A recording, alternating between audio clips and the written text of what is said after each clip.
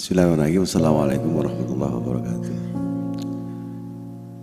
Saking la ilaha illallah niku wau wonten wa anta ana. Ingkang dipun napa saged dipun wastani salat dhaib niku tendi salat dhaib niku napa saged mlampat tendi wa anta ana niku. Assalamualaikum warahmatullahi wabarakatuh. Waalaikumsalam warahmatullahi wabarakatuh. Hafidu ala sholawati was sholatil wusta. Sholat wusta, sholat daim itu kan sholat sing langgeng. Dilihat dari Quran itu tidak hanya as-sholawat. Hafidu ala sholawat, jagalah sholat 5 waktu. Ayatnya tidak cukup di situ. Was sholatil wusta, sholat yang di tengah. Iki secara syar'i banyak ada yang khilaf, artinya beda pendapat. Wusta itu tengah. Ada yang berpendapat asar, ada yang berpendapat subuh. 5 waktu niku kan tengah kan nomor 3 tuh Pak ya. Ada yang mengatakan maghrib. Terserah. Padahal Pak, wusta itu arti tengah secara lugat, secara istilah wusta secara hakikat yaitu as-sholatun daimun, sholat sing langgeng. Sebab apa? Terus ayat wa qumu lillahi qanitin ay khosyin. Sebab dengan sholat wusta ini kui akan bisa masuk pada ranah ayat yang itu tadi, wa qumu lillahi qanitin ay khosyin, artinya iso khusyuk. Tanpa wusta gak iso khusyuk. Khusyuk iku makrifat. Makrifat pada Allah. Tandane dirinya sudah lebur, sudah tidak ada pengakuan yang berperan dalam dirinya makhluk. Berarti dia duduk di tajalli. Sedangkan pelajaran tajalli itu dan mempraktekkan ada di daim. Pertanyaannya, apakah sholat wusta itu atau sholat daim itu bisa terjadi ketika saat zahir, ketika saat si manusia itu ada di Allah, la ilaha illallah dan huwa. Kalau yang melakukan itu dia sudah di daim Pak, bisa dijalankan di situ dengan prinsip dan dengan dawuh fa ainama tuwallu fasamma. Bagi orang yang ahli syuhud bisa melakukan daim di tengah-tengah la ilaha illallah, la ilaha illallah, bisa. Itu kan syariat metodikah.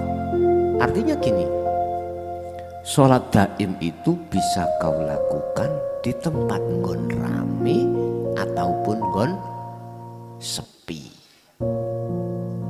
Tetapi kalau pertanyaannya maksudnya, apakah sholat daim itu bisa dilakukan bagi golongan yang masih ada di la ilaha illallah dan la ilaha illallah? Jawab saya dengan tegas, tidak bisa. Nggak bisa. Qanitin betul bisa. Qanitin kan memakai makna khosyin.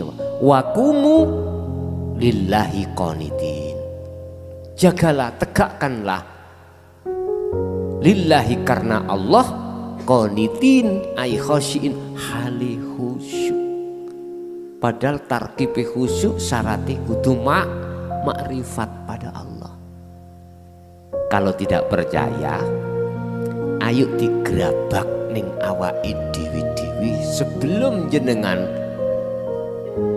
sudah dicampur Allah, sudah dimasukkan antawa ana imani. Bisakah ketika kita sholat itu dalam keadaan hati itu ainul basirah? Gak bisa. Contoh saya sendiri, ketika saya melakukan sholat, apakah bisa saya ketemu Allah? Gak bisa. Padahal tujuan sholat secara syariat as-sholawah itu adalah hakikatnya bertemu Allah. Tapi saya tidak bertemu Allah. Bertemu pasar, ladang, kantor, apapun. Bertemu itu. Ini saya. Entah panjenengan yang masih dihuambe Allah itu bertemu Allah. Gak tahu. Iki bukti praktek saya seperti itu. Oke, saya bahasa logika ngeten mawon. Apakah mungkin ya kita masih buta dan samar terhadap Allah, kita bisa bertemu Allah? Gak mungkin, Pak. Apakah mungkin kita bisa menyatakan bahwa Allah hakul mubin sementara kita masih di posisi Allah itu gaib? Apa mungkin orang buta sama dengan orang yang tidak buta?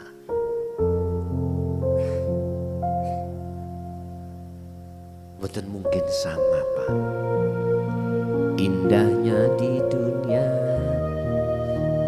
dapat dinikmatinya, senang bagi orang, susah bagi dia, indah bagi orang, gelap bagi dia. Dia sang yang buta itu. Duko nek prinsip iki fakta di lapangan jenengan terbalik ya nggak tahu saya, Pak ya. Yang jelas saya mengatakan pengalaman pada diri saya ketika masih kenal Allah, zikiri la ilaha illallah kalih zikiri la ilaha illahuwa, sampai rambut kobong mboten saged. Mboten saged. Sampai rambut kobong lho ya. Rambut kobong iku rambut nek wis mati niku lho. Di situ. Entah panjenengan ya nggak tahu saya mengatakan pengalaman atas pribadi saya. Sehingga saya jadikan sebagai prinsip orang yang masih kenal Allah itu nama, masih kenal sebatas nama, belum ke ana, saya yakin mboten saged salat daim, mboten saged. Mergae belum dididik salat daim, belum mengerti wassolatil wusta, belum mengerti. Mengertinya wassolatil wusta, salat tengah itu dari sisi tafsir secara syariat entah asar entah maghrib. Kalau secara hakikat as-sholatu wassolatil wusta itu adalah as-sholatun daimun.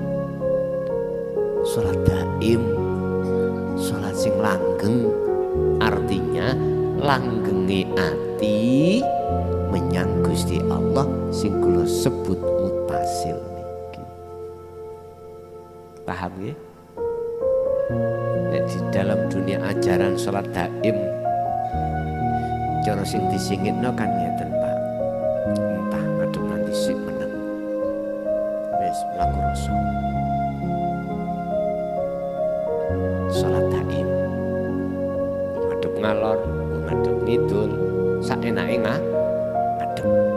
Sebab dimanapun kau menghadap, di situ ada wajah. Iki prinsip Al-Baqarah 115. Ya niki Pak sing diprotes golongan kita yang ada di syariat. Sholat kok ngono. Sholat iku yo ngadeg kok sujud lungguh. Iku sholat. Nah, ketepaan sing wonten ajaran teng mriki sholat daim tok, syariat enggak. Wis diajar Pak ngoten. Dzalika dolalatun. Itu ajaran sesat. Mosok meneng ini sholat. Lah enak lah. Lah kuwi dijak enak. Ini Pak, pandangan Wasilun itu sholat itu ada dua. Secara syariat hubungan ambek jasad dikawiti takbir dipungkasi salam. Secara hakikat sholati roh. Sholati roh iku gak butuh gerak. Gak butuh gerak. Yang dimaksud gerak jasad. Sholati ruh nang Allah. Ya iki waqumu lillahi qanitin. Kalau iki ayat iki kalau terjemahno yang paling sederhana mek ngene. Jogonen makrifatmu nang Allah. Jogonen makrifatmu nang Allah. Jogonen makrifatmu nang Allah, otomatis taline roh nang Allah iku kejokno terus. Apa? Balik maneh nang zikir. Tali kuwi. Jadi saya simpulkan kalau pertanyaannya itu orang yang sudah paham tentang sholat daim, apakah bisa mendaimkan sholat itu di tengah-tengah la ilaha illallah dzikir tahlilan wong umum, gitu? Atau la ilaha illahua dzikir sirihu Allah, apakah bisa mendaimkan sholat di tengah? Bisa. Artinya ruh itu bisa bertemu Allah tidak hanya dikala jasad maupun ruh tinggalkan urusan dunia saja, tetapi ruh bisa bertemu Allah tatkala jasad ini masih berinteraksi dengan urusan dunia. Karena di segala hal apapun dimanapun Allah di situ. Allah tidak kemana-mana dan di mana-mana, dan Allah itu lebih dekat dari urat nadi. Wa nahnu aqrabu ilaihi min hablil